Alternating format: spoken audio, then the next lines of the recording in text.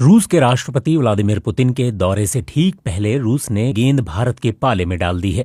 राष्ट्रपति पुतिन के प्रवक्ता दिमित्री पेस्कोव ने मंगलवार को एक प्रेस वार्ता में कहा कि चीन के साथ रूस का संबंध सीमाओं से परे है और भारत के मामले में भी रूस का यही रुख है।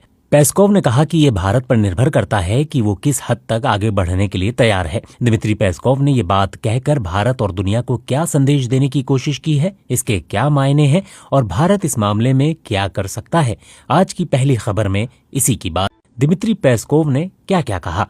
रूसी न्यूज एजेंसी स्पुतनिक की ओर से आयोजित ऑनलाइन प्रेस वार्ता में शामिल हुए दिमित्री पेस्कोव ने कहा, चीन हमारा खास रणनीतिक साझेदार है। चीन के साथ बहुत ही उच्च स्तर का सहयोग है, जैसा कि भारत के साथ है। हम चीन के साथ सीमाओं से परे सहयोग बढ़ाने के लिए तैयार हैं, लेकिन भारत के साथ भी हमारा वही रुख है।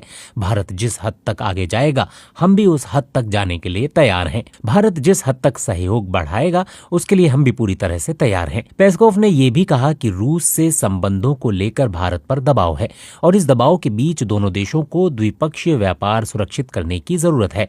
पेस्कोव ने कहा, हम समझते हैं कि भारत पर दबाव है। यही कारण है कि हमें अपने संबंधों को आगे बढ़ाने में बहुत सावधानी बरतनी होगी। हमारे संबंध किसी तीसरे देश के प्रभाव से मुक्त होने चाहिए। हमें अपने संबंधों को सुरक्षित रखना होगा। हमें अपने उस व्यापार को सुरक्षित रखना होगा जो दोनों देशों के हक में है। रूस की आखिर रणनीति क्या है? भारत आने से पहले मंगलवार को राष्ट्रपति पुतिन ने भी कहा कि वो चीन और भारत के साथ संबंधों को नई ऊंचाई तक ले जाना चाहते हैं। जियोपॉलिटिकल स्ट्रेटेजिस्ट वेलिना चकारोवा मानती हैं कि रूस ने भारत के सामने ये ऑफर रखकर चीन पर बढ़ी अपनी निर्भरता को संतुलित करने की कोशिश की है। वेलिना चकारोवा ने एक्स पर लिखा है, रूस ने भारत के साथ सीमाओं से परे संबंध को संकेत दिया है। ये अहम संकेत है।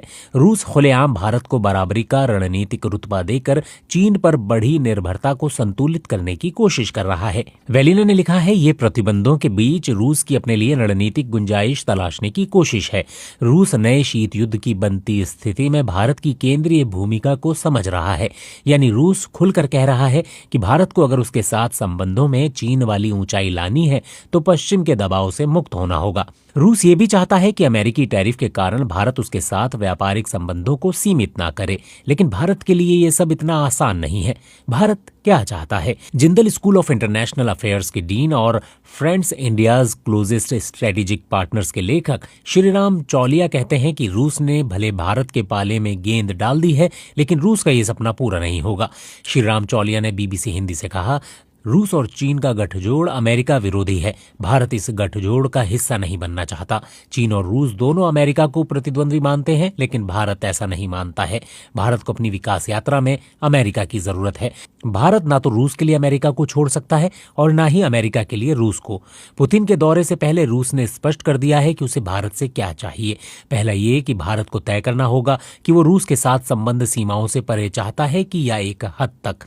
दूसरा ये कि दोनों देशों के संबंधों में किसी तीसरे देश का दबाव ना हो। तीसरा ये कि भारत के साथ 2030 तक द्विपक्षीय व्यापार $100 अरब तक पहुंच जाए। ये तीनों चीजें भारत के लिए आसान नहीं है। भारत ये भी नहीं चाहता है कि वो पूरी तरह से अमेरिका विरोधी खेमे में शामिल हो जाए। चीन और रूस की जुगलबंदी को इसी रूप में देखा जाता है। दूसरे विश्व युद्ध के बाद जब दुनिया अमेरिका और सोवियत यूनियन के नेतृत्व में दो खेमों में बंट गई थी, तब भी भारत किसी खेमे में शामिल नहीं था। भारत ने गुटनिरपेक्षता की नीति को चुना और अब भी उसी नीति पर चल रहा है। विदेश मंत्री एस जयशंकर कई बार कह चुके हैं कि रणनीतिक स्वायत्तता से भारत समझौता नहीं करेगा।